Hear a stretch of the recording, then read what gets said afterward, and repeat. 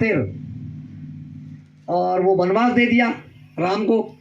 और जैसे सुबह गद्दी मिलने वाली थी, राज तिलक होने वाला था, तो ये सब स्वार्थ में हुआ। जैसे ही भरत को पता चला तो प्रेमी भाई बहनों, भरत जैसा भाई मिलने को नहीं है, जो नंगे पैर चलकर गया भैया से मिलने के लिए। जब किसी भी तरीके से आने को तैयार नहीं है राम, तब वो कहता है तो फिर मुझे कुछ आधार दीजिए, जिस आधार को लेकर मैं आपके आदेश का पालन कर सकूं। बहुत कुछ उसे समझाया कि देखो, हमारे कुल की रीति है कि रघुकुल रीत सदा चरियाई और प्राण जाए पर वचन न जाई। यानी अगर वचन चला गया तो सब कुछ बेकार हो जाएगा, पूर्वजों तक यानी हमारी हंसियां हो जाएंगी। इसलिए तुम आदेश का पालन करते हुए तो एक सहारा लिए चरण पादुका। अगर हमारे ही गुरु भाई सभी लोग और ये गुरु महाराज के आदेश में समय का इंतजार करते और सब संगत को मतलब गुरु महाराज के संदेश को बताते रहते, सुनाते रहते, उनकी भविष्यवाणियों को ही याद दिलाते रहते, तो भाई साहब ये सारा काम नहीं होता, नहीं होता ना। किसी भी तरीके का संगतों के अंदर विघटन नहीं होता। आज ऐसी स्थिति हम लोगों के बीच में बन गई है कि एक दूसरे का मुंह देखना पसंद नहीं कर रहे हैं। अरे वो तो फलाने वाला है, वो दिखाने वाला है, ये सारी बातें एक दूसरों के बीच में हो रही हैं। और हम जैसे लोगों के लिए तो ये कहा जाता है कि ये तो बिल्कुल बेकार हैं, इन्होंने ही तो संगत का सत्यानाश कर दिया। जो अपने गुरु की बात को मान करके और गुरु भक्ति कमाने की कोशिश कर रहे हैं, प्रयास कर रहे हैं, किसी से कुछ ले दे नहीं रहे हैं, और तब लोगों के दिल में खटक रहे हैं। कितनी बड़ी बात है। सोचना चाहिए, विचार करना चाहिए। स्वामी जी महाराज ने कहने को कुछ छोड़ा नहीं है। मेरा मानना ये है कि ये विघटन होना ही था, और जब चौथे यज्ञ की घोषणा होगी तो 10 महीने पहले प्रचार होगा, और उसमें कितने लोग इकट्ठे होंगे, कितने लोगों की बात हुई है? 10 करोड़। प्रेमी भाई बहनों, कितने लोगों की बात हुई है? किस किस को मालूम है? देखो, ये पीछे से आवाज आ रही है कि 10 करोड़ उसमें इकट्ठे होंगे। मैं इनमें से पूछना चाहता हूँ, जितने भी प्रेमी बैठे हुए हैं, सब गुरु महाराज के अपना जीव हैं। इनको अगर पता चल जाए कि 1 महीने के बाद या 2 महीने के बाद या 4 महीने के बाद या कल बाबा जय गुरुदेव जी महाराज का संदेश आ जाए कि मैं चौथा यज्ञ करने जा रहा हूँ और बच्चों मैं फलानी जगह हूँ, दौड़ के तो आप में से कोई रुक जाएगा? नहीं, मैं सभी से पूछ रहा हूँ, जाएंगे, किसी एक से नहीं। मेरा मानना ये है कि तुम लोगों में से कोई रुकने वाला नहीं है, सब जाएंगे, सब जाएंगे। 2010 के नामदानी सेवादानी रसीद के काउंटिंग से बाबा जय गुरुदेव जी महाराज के 40 करोड़ से ऊपर शिष्य हैं, और जब 40 करोड़ से ऊपर शिष्य हैं और चौथे यज्ञ की घोषणा होगी और तुम लोगों में से कोई रुकेगा नहीं, तो वहां पहुंचना तो 10 करोड़ ही है। क्योंकि मेरा मानना ये है कि उनकी वाणी इधर उधर हो नहीं सकती, क्योंकि हम लोगों के बीच में कहा है उन्होंने कि तुम अपनी अपनी डायरी में नोट कर लो, मेरा एक भी वचन मिथ्या नहीं होगा। समय आने पर वो सब हो जाएगा। किताबों में लिखा हुआ है कि समय का इंतजार राम ने किया और समय का इंतजार कृष्ण ने किया, और मैं भी समय का इंतजार कर रहा हूं। तो प्रेमी भाई बहनों, हमको आपको भी समय का इंतजार करना चाहिए। भरत जी ने समय का इंतजार किया। भगवान राम कैसी कैसी परिस्थितियों में घिरे, लेकिन विजयश्री किसको मिली? क्या उनके पक्ष के सब लोग हताश नहीं हो गए थे जब रावण इन दोनों भाइयों को पकड़ करके ले गया था? बोले अब क्या होगा, मिशन पूरा फेल हो गया, उनकी चोरी हो गई कि कहाँ चले गए कि मर गए, क्या हो गया? अरे विभीषण रोने लगे कि मुझे तो उन्होंने राज तिलक किया था और वो लंका मुझे दिलवाएंगे, अब कौन दिलवाएगा? आखिर योजना बनी, हनुमान जी गए और निकाल करके लाए, आ गए। सबरी को अपने गुरु के वचनों पर कितना अटूट विश्वास था, यानी जवानी से, और वो वृद्ध हो गई और तब तक नित्य प्रतिदिन राह ये देखती रही कि मेरे भगवान राम आएंगे, मेरे भगवान राम आएंगे, आज नहीं कल आएंगे, आज नहीं कल आएंगे। और रोज नित्य नए भाव के साथ यानी झाड़ू लगाती थी रास्ते में और फूल बिछाती थी। शाम को नहीं आते तो कि आज कोई विशेष काम लग गया होगा, कल आएंगे, आज कोई विशेष काम लग गया होगा, कल आएंगे। लेकिन प्रेमी भाई बहनों, एक दिन आया तो मैं आप लोगों से पूछना चाहता हूं, जवाब दीजिए, भगवान राम सबरी के कुटिया पर पहुंचे थे या नहीं पहुंचे थे? तो जब ये यानी किस हस्ती का मालिक है, ये इनको जान सकते हैं? बाबा जय गुरुदेव को इस तरीके से जानना बहुत मुश्किल है।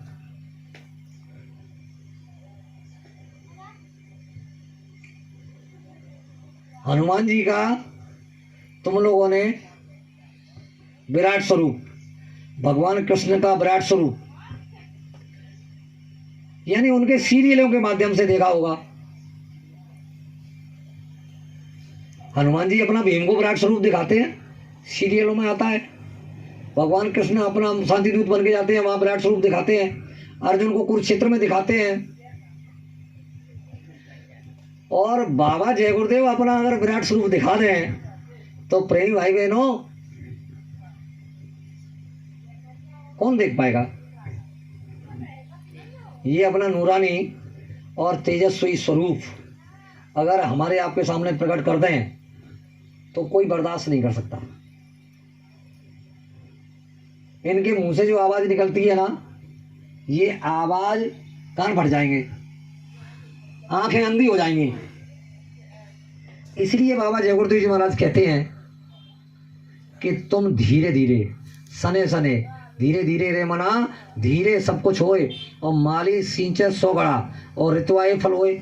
लेकिन इसका मतलब ये नहीं है कि हमारी पूरी उम्र तो निकली जा रही है और समय परिवर्तन के कगार पर खड़ा हुआ है। सब लोग ये चिल्लाने लगे हैं, जितने भी धार्मिक महापुरुष हैं सभी चिल्लाने लगे हैं कि परिवर्तन अब नजदीक है, परिवर्तन अब नजदीक है। आप प्रकृति का रुझान देख लीजिए कि प्रकृति का रुझान कैसा है। मौसम बिल्कुल सही हो और अचानक मौसम खराब हो जाए, बिन बादल, और शाम को बारिश आ जाए। कहीं भारी सूखा पड़ रहा है तो कहीं भारी बारिश हो रही है। ये सब क्या है? इससे पहले थोड़ा सा हम लोगों को कोशिश प्रयास करना चाहिए कि भजन के द्वारा ही रक्षा माँ तो होनी है। तो इस कालमाया के देश में दुनिया के झंझट लगे रहेंगे और वो पीछा नहीं छोड़ेंगे। ये पवन भाई के घर में काम चल रहा है मकान में, और ये कारीगरों को देखने के लिए सुबह से शाम तक लगे हुए हैं। और शाम को अगर अपना सुमरन ध्यान भजन नहीं करें तो फिर क्या होगा पता है?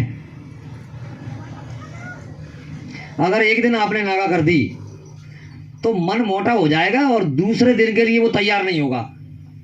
वो ये कहेगा चलो थोड़ी देर में करूंगा, अभी करूंगा, अभी करूंगा।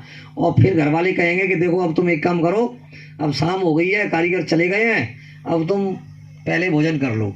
और भोजन करने के बाद में रात पड़ी है पूरी, फिर हम अपना काम करें और तुम अपना काम करना। अब प्रेमी भाई बहनों, भोजन करने के बाद भजन कर लोगे? नहीं। स्वामी जी महाराज ने तो कहा है मतलब कि वो खाली पेट होता है। जो सुरत का आकर्षण, आत्मा का खिंचाव जो होना चाहिए वो भरे पेट हो ही नहीं सकता। तो फिर सुमरन ध्यान भजन कैसे होगा? यहां नियम और नीति की बात आती है तो गुरु महाराज ने पहले ही कह दिया है कि नियम जगावत प्रेम को, प्रेम जगावत जीव। जितना नियम संयम यानी साधकों से बन सके उतना उन्हें करना चाहिए। और ये खान पान पर विशेष ध्यान देना चाहिए। चाय जहां खा लेने से यानी साधक का बहुत बड़ा नुकसान होता है। वो 10 दिन 15 दिन की साधना उसकी पीछे चली जाती है।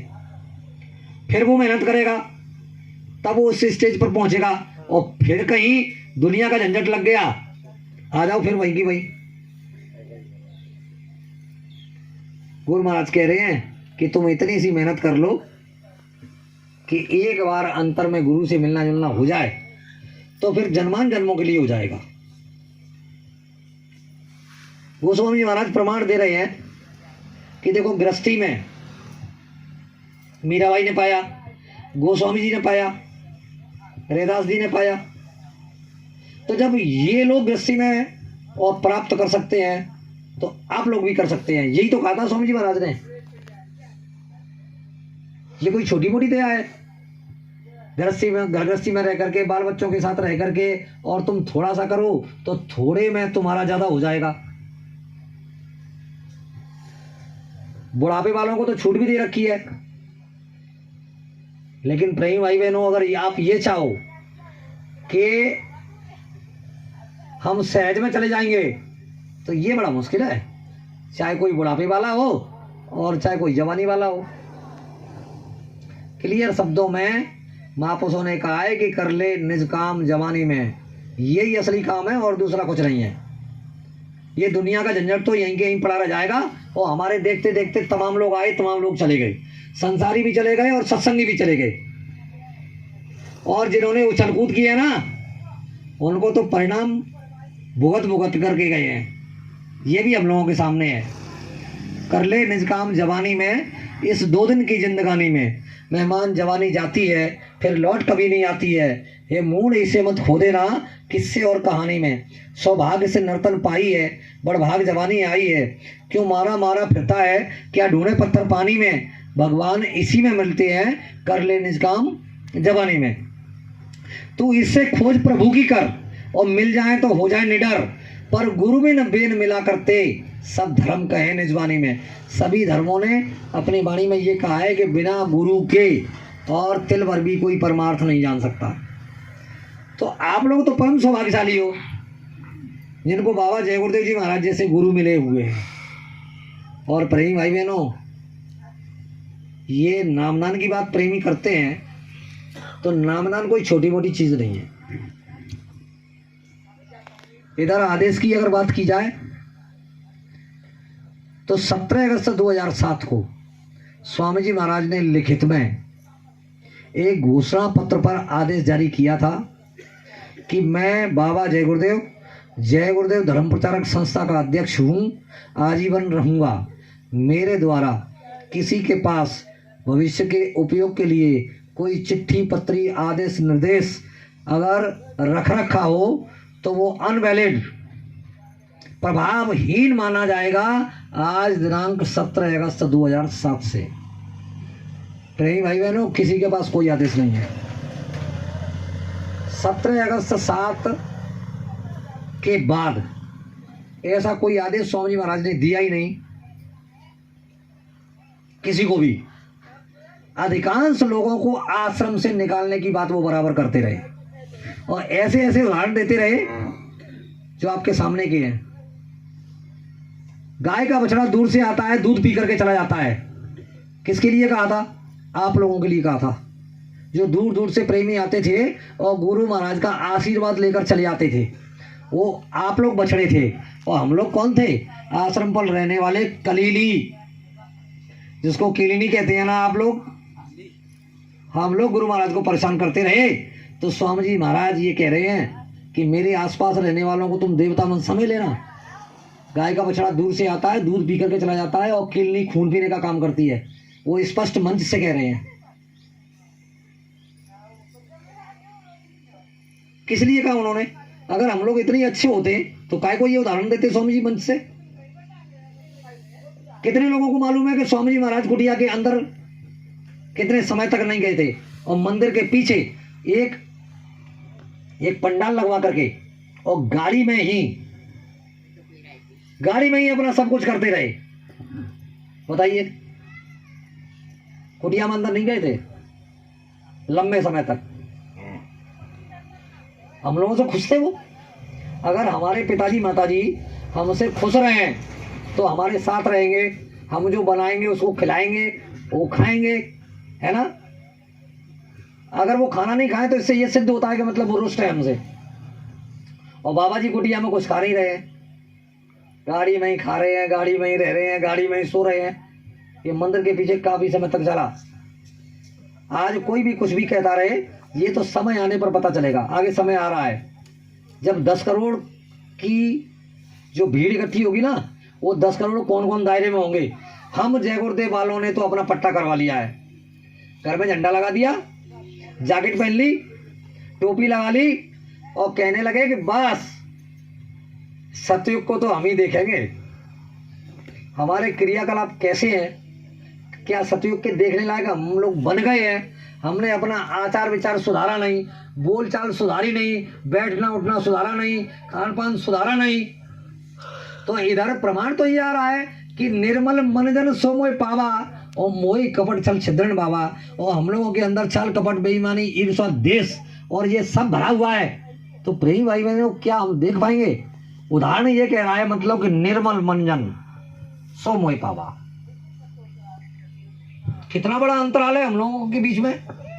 इस दूरी को खत्म करना होगा, नियम बनाना होगा, कानून बनानी होगी, सुमरन ध्यान भजन नित्य नियम से करना होगा और गुरु महाराज के चरणों में अपना सर्वस्व निछावर कर देंगे। तो उन्होंने फिर जिम्मेदारी ली है कि फिर ये मेरी जिम्मेदारी बनती है कि मैं तुम लोगों के साथ क्या करूंगा। और अगर हमारा भरोसा इनसे ही टूट गया तो फिर क्या है। वो भविष्यवाणी है उनकी कि अपनी अपनी भाव भावना के अनुसार लोग चले जाएंगे। गुरु महाराज की कोई जिम्मेदारी नहीं बनती है। जिसके पास ठेका है वो ठेकेदार उनकी मदद करे या न करे वो उनकी व्यवस्था है। और इधर स्वामी जी महाराज ने कहा है कि बच्चा मेरा ठेकेदार कोई मत बनना। क्यों प्रेमियों, पुराने प्रेमियों के बीच में ये बात हुई है क्या, मेरा ठेकेदार कोई मत बनना, हुई है ना।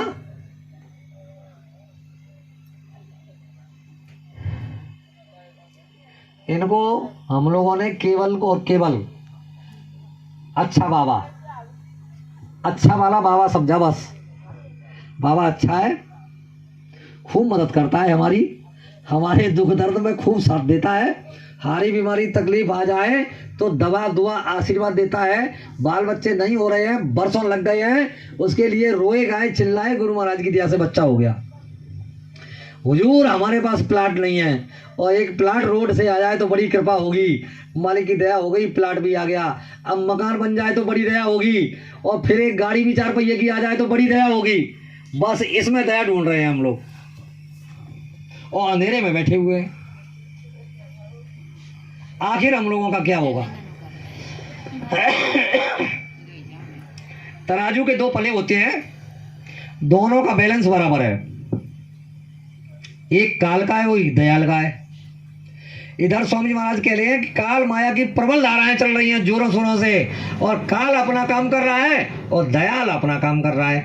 यानी प्रेमी भाई बहनों दोनों अपने अपने काम में लगे हुए हैं। अब पड़ला किसका बारी है, ये हम लोगों को थोड़ा देखना होगा, समझना होगा। अगर हम लोग अभी भी काल के दायरे के अंतर्गत अभी भी काम कर रहे हैं तो प्रेमी भाई बहनों निश्चित रूप से वो किसी न किसी अपने एजेंट को भेजेगा और उसके द्वारा बड़ी गुणवत्ता दिखाएगा और तुम लोगों के बीच में रह करके धीरे से अपना काम करके जाएगा। हमारे यहाँ अंबा में एक चमत्कारी साधु आया और उसने अपना 1 गिलास पानी उसमें से भरा और पानी पिया, आधा पानी पिया और आधा उसी में डाल दिया हैंडपंप में। और वहीं से कहने लगा कि इस पानी को जो कोई पिएगा उसकी हारी बीमारी तकलीफ ये वो सब में उसको फायदा होगा। अब क्या है कि एक दिन गुजरा, थोड़े लोग गए, फिर ज्यादा भीड़ होने लगी। हमारे जय गुरुदेव वाले प्रेमियों को भी पता चला भाई साहब बड़े परेशान हैं, वो ऐसे ऐसे एक साधु आया है, लोगों का बड़ा फायदा हो रहा है तरह तरह का। मैंने कहा तुमको नहीं मालूम स्वामी जी महाराज ने क्या कहा था, चमत्कारियां शक्ति उभर करके आएंगी और चुटकियों में चमत्कार दिखाएंगी और लोगों के बिगड़े काम बनाएंगी, लेकिन बच्चा तुम उलझना और फंसना नहीं, क्योंकि वो क्षणिक है। क्षणिक का मतलब समझते हो, थोड़े समय के लिए, 8-10 दिन हुए, 15 दिन, और उसके बाद खबर आती है कि भाई साहब मर गए हम, तो हमारा तो सब चौपट हो गया। भैया क्या हो गया? अरे कि वो भीड़ लग रही थी, हम भी चले गए पानी पीने के लिए, सारा साधन भजन चला गया। अब कहीं गुरु महाराज का स्वरूप भी प्रकट नहीं हो रहा और स्मरण नहीं बन रहा, अब तो रोए जा रहे हैं। तो प्रेम भाई बहनों, तुम्हारा गुरु उस हस्ती का मालिक है। ये पृथ्वी जब से इसकी शुरुआत हुई है तब से इस धराधाम पर इस तरह की अद्भुत शक्ति नहीं आई। चलो महापुरुषों की बात कर लेते हैं। इधर स्वामी जी महाराज कह रहे हैं कि राधा नाम सूरत का और स्वामी नाम मालिक का। राधा के इश्क में पागल हुआ मुरारी और कहे तेरे बंसी में आजा, कहाँ है राधा प्यारी। राधा को सूरत और कृष्ण को स्वामी बताया। इधर गुरु महाराज, ये भौतिक जगत की बात है, वैदिक मत का ये उदाहरण है। इधर अध्यात्म का, संत मत का क्या उदाहरण है? संत मत का उदाहरण है कबीर धारा अगम की सतगुर दई लखाए और उलट ताए सुमरन करो स्वामी संग मिलाए। यानी धारा को अगर उलटा जाए तो क्या हो जाएगा? राधा हो जाएगा। राधा कबीर धारा अगम की, यानी वो अगम की धार है, तो अगम तक का लेख उधर आया है संतों के इतिहास में। और उसके लिए, जिसके लिए बाबा जय गुरुदेव जी महाराज ने कहा उन्होंने भी है। रामायण में गोस्वामी महाराज भी कहते हैं कि एक आनी अनामा अनामा आज सच्चिदानंद प्रभु धामा। लेकिन उदाहरण अगम तक का आता है। फिर महापुरुष अपने जिह्वा से वर्णन करें वो बात अलग है। तो इधर बताया गया कि ये धार अगम की है और यहाँ से नीचे तक का भेद महापुरुषों ने बताया। ऊपर का भेद स्पष्ट तरीके से, किसी भी तरीके की कोई कहीं भी यानी मिलोनी नहीं, ये केवल और केवल बाबा जय गुरुदेव जी महाराज ने स्पष्ट किया। आप किसी भी महापुरुष का इतिहास उठा करके देख लीजिए, ये अपनी जो ये मत है, जो ये सिद्धांत है, ये राधा स्वामी में से है। तो राधा स्वामी का ही मतलब ये उदाहरण बाबा जय गुरुदेव जी महाराज दिया करते थे। इधर इन्होंने कौन सी बात कही? यानी जय गुरुदेव नाम के परिचय की कि देखो बच्चा, दुख संकट मुसीबत परेशानी की घड़ी अगर तुम पर आ जाए तो तुम्हें क्या करना है? तुम जय गुरुदेव नाम को याद करना। जय गुरुदेव नाम मेरा नहीं है, ना मेरा है, ना तुम्हारा है, ना तुम्हारा है। बाबा जी कह रहे हैं ना पेड़ पौधे का है, ना पशु पक्षी का है। ये किसका नाम है? उस परमपिता परमात्मा प्रभु का नाम है। और तुमको अगर शंका हो जाए तो बात अलग है ना। अब कह रहे हैं कि दुख संकट मुसीबत या परेशानी की घड़ी में या मृत्यु की अवस्था में जो व्यक्ति बेहोश हो गया हो, उसके कान में, दाहिने कान में तुम जय गुरुदेव नाम प्रभु का, जय गुरुदेव नाम प्रभु का 10 बार उच्चारण करना। वो परिचय तुम्हें स्वतः ही मिल जाएगा। तुमने अगर जय गुरुदेव नाम को नहीं बोला तो तुम्हारी मदद नहीं होगी, क्योंकि जय गुरुदेव नाम ही समय का, वक्त का जगाया हुआ, सिद्ध किया हुआ नाम है। और अपने लिए क्या कह रहे हैं कि ये नाम मेरा नहीं है, ना तुम्हारा है, उसका है, उस परमपिता परमात्मा का। लेकिन दुख संकट मुसीबत परेशानी की घड़ी में और तुम जय गुरुदेव नाम से पुकारोगे तो कौन मिलेगा प्रेमी भाई बहनों? मैं मिलूंगा। कौन मिलेगा? किसने कहा कि मैं मिलूंगा और तुम्हारी मदद करूंगा? ये बाबा जय गुरुदेव ने एक बार नहीं, हजारों बार इस बात को कहा है मंच से कि जय गुरुदेव पुकारने पर मैं मिलूंगा और तुम्हारी मदद करूंगा। जय गुरुदेव नहीं पुकारोगे तो मैं नहीं मिलूंगा। तो जय गुरुदेव के पुकारने पर और ये मिलेंगे। तो फिर प्रेमी भाई बहनों, ये जय गुरुदेव नाम किसका है?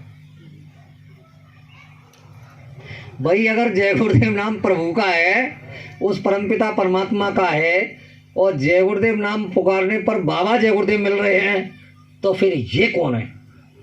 अगर ये गूढ़ रहस्य तुमने समझ लिया तो तुम्हारे मन का भ्रम और संशय सब दूर हो जाएगा। तुम्हें कहीं भी भटकने की आवश्यकता नहीं पड़ेगी। और इसीलिए बाबा जय गुरुदेव जी महाराज ने कहा है कि लोग जाएंगे अपनी अपनी भाव भावना के अनुसार, और वो ठिकाना बना लेंगे, जिम्मेदारी बाबा जी की खत्म हो जाती है। और जो लोग 10 करोड़ में केवल जय गुरुदेव वाले ही नहीं हैं, और भी धार्मिक हमसे बहुत अच्छे लोग हैं, जिनके अंदर छल नहीं, कपट नहीं, बेईमानी नहीं, धोखाधड़ी नहीं, और भगवान की भक्ति में लगे हुए हैं बड़े प्रेम और श्रद्धा के साथ, किसी को कटु वचन भी नहीं बोलते और शुद्ध शाकाहारी है। इधर हम लोग केवल अंडा मछली मांस शराब की बात करते हैं। कोई भी ऐसा नशा मत करो जिससे बुद्धि पागल हो जाए, उस नशे की बात करते हैं। लेकिन आप ये अतीत के आईने और भविष्य की झलक, ये किताब को पढ़ो। उसमें लिखा हुआ है कि तन मन वचन और कर्म से अगर हमने किसी को कष्ट पहुंचाया तो वो हिंसा के बरोबर है। और कष्ट की बात तो रोज हो रही है गुरु बहन और गुरु भाई, और निज दिन उनमें होत लड़ाई और कार लगाई ऐसी लीके कि सबके मन को दद्दर सीखे। सब में हो रहा है। और उधर गुरु महाराज कह रहे हैं कि तन मन वचन और कर्म से अगर हम किसी को कष्ट दे रहे हैं, कष्ट पहुंचा रहे हैं, तो वो हिंसा के बराबर है। और हम जैकेट पहन के घूम रहे हैं तो काय के शाकाहारी है भैया? शाकाहारी तो वो है ना जो तन मन वचन और कर्म से किसी को कष्ट नहीं पहुंचाए। तब आती है बात अंडे मछली मांस शराब की। ये स्वच्छ स्थान अगर नहीं बनाया जाता, झाड़ू लगा करके, पोछा लगा करके, और ये तिरपाल बिछा करके, इसमें कचरा पड़ा होता, गंदगी पड़ी होती, कीच खच्चड़ होता, फिर आप लोगों से कहा जाता कि बैठ जाओ, बैठ जाते? नहीं। क्यों प्रेमी भाई बहनों, बैठ जाते आप लोग? तो अब वो गुरु महाराज कह रहे हैं कि जो कचड़ा हमने कुछ तो इस जन्म में और कुछ पिछले जन्म में और कुछ जन्मान जन्मों में जो हमने जमा कर रखा है, तो वो गंदगी में भगवान आकर बैठ जाएगा। भाई जब आदमी नहीं बैठ रहा गंदगी में, तो फिर भगवान कैसे बैठ जाएगा गंदगी में? इसलिए बाबा जय गुरुदेव जी महाराज ने कहा है कि भगवान को प्राप्त करने के लिए उस रास्ते पर अगर कोई तत्पर खड़ा होता है तो उसको पहले शुद्ध शाकाहारी रहना परम आवश्यक है। अगर वो शुद्ध शाकाहारी नहीं है तो प्रेमी भाई बहनों आगे समय आ रहा है। आप कोरोना के काल को देख लीजिए। अगर जय गुरुदेव वालों ने नामदान लेकर पट्टा करवा लिया था तो कोरोना काल में कैसे चले गए? कहीं चले। क्या प्रेमी भाई बहनों गलत कह रहा हूं मैं? नहीं। अगर हम लोगों ने पट्टा ही करवा लिया था कि हम लोग रहेंगे, सतयुग देखेंगे, तो फिर कोरोना काल में कैसे चले गए जय गुरुदेव वाले? कोई भी हो, चाहे हम हो या आप हो या कोई और, जो गुरु महाराज के बताए रास्ते पर ठीक तरीके से नियम संयम के साथ चलेगा और नियम संयम कानून बरतेगा घर में, तब तो रक्षा मत होना संभव है। नहीं तो काल भगवान कहीं न कहीं से वो अपना रास्ता बनाएंगे और टांग पकड़ कर ले जाएंगे खींचते हुए। और ये बाबा जी को मैंने देखा है अपनी इसी शरीर में और इन्हीं आंखों से। सन 86 का काफला एक गुरु भाई ने आजमगढ़ के ने किया था और माँ बेटे दोनों थे। उनके पास छोटा सा मकान और 1 बीघा जमीन थी मात्र। 1992 की बात है। स्वामी जी महाराज ने एसटीडी बनवाई थी मोहली रोड पे, बहुत कम लोगों ने देखी होगी। उसमें मेरी ड्यूटी लगी थी तराई की कि बच्चा तुमको तराई करनी है इसकी और कल इसका प्लास्टर होगा। शाम को अद्भुत दृश्य, दिन अस्त होने जा रहा था और इतने में वो बंदा आता है। सन 86 का काफला किया था उसने। स्वामी जी महाराज ने कहा था कि जिसके पास साइकिल मोटरसाइकिल खुद की हो या खरीदने की क्षमता हो तो वो खरीद ले और उस काफले में चले। सामूहिक आदेश था सबके लिए। उसने भी अपनी माँ से कहा कि माँ मैं भी काफला करना चाहता हूँ। दोनों माँ बेटे सत्संगी थे तो कि ठीक है बेटा चले जाओ, कोई बात नहीं है। हाँ, कि माँ मैं मोटरसाइकिल से काफला करना चाहता हूँ। तो कि बच्चा मोटरसाइकिल के लिए पैसे कहाँ से आएंगे? कि गुरु महाराज ने कहा है कि जिसके पास जैसी व्यवस्था हो, और अपन मोटरसाइकिल ले लेते हैं एक। बेटा काय से लेगा? अपन खेत बेच देते हैं। अब गुरु महाराज की खातिर और खेत बेच दिया। प्रेमी भाई बहनों, स्वामी महाराज ने कहा था मतलब कि खेत बेच करके तुम बुलेट लेना फिर काफला करना। उस जमाने में उस लड़के ने बुलेट ली थी। काफिला पूरा करके घर आ गए। कमाना धमाना कुछ नहीं, चद्दर ओढ़ के बैठे रहो और कमाओगे नहीं। बाबा जी ने तो पहले ही कहा था कि खेती दुकान दफ्तर का काम ईमानदारी मेहनत से सुबह से शाम तक कहा था। अब घर घर बैठ जाओगे तो व्यवस्था खराब होगी कि नहीं होगी? माँ को बड़ा कष्ट हुआ कि मेरे सामने और मेरी जो संपत्ति थी इस लड़के ने बर्बाद कर दी। वो कुछ दिन के बाद पैसा खत्म हो गया, अब रह गया घर। तो माँ से कहने लगा कि माँ अपने पास कर्जा हो गया है, एक काम करते हैं अपन किराए से रह लेंगे और मकान को बेच देते हैं। कि बेटा तेरी जैसी मर्जी, अब प्रभु को जो मंजूर होगा वो हो जाएगा। लेकिन माँ को बड़ा कष्ट हुआ अंदर से कि मेरे पास जो ये संसार की दौलत थी और इस बच्चे ने ख़त्म कर दी। अब क्या होता है कि बंदा और रोता हुआ गुरु महाराज के पास आता है और कहता है कि हुजूर मैं बड़ा परेशान हूँ। स्वामी महाराज कहते हैं कि बच्चा क्यों परेशान हो, क्या कारण है परेशानी का? कि हुजूर हमारे तो खाने के लाले पड़ रहे हैं। ऐसा क्यों हुआ? मैं तो किसी को ऐसी कोई सलाह देता नहीं हूं, नाकारा किसी को बनाता नहीं हूं। बाबा जी मैंने सन 86 का काफला किया था तो कि फिर क्या हुआ? कि मैंने एक बुलेट मोटरसाइकिल खरीदी थी कि फिर क्या हुआ? अब स्वामी जी महाराज बाल की खाल निकालने लगे और वो सब बताता आगे बढ़ता गया।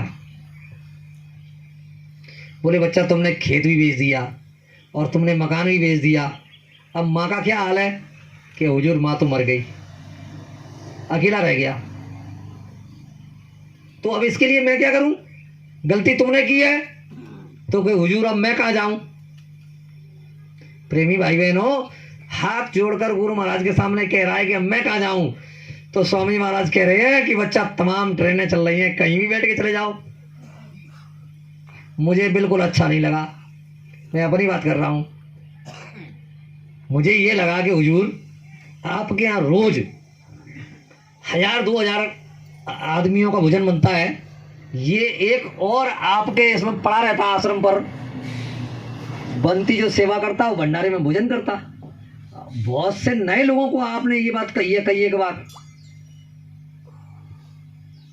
कहने का मतलब ये था कि स्वामी जी महाराज मुझे ये बताना चाह रहे थे, मुझे ये समझाना चाह रहे थे कि देखो जो गलती करता है वो पछताता है।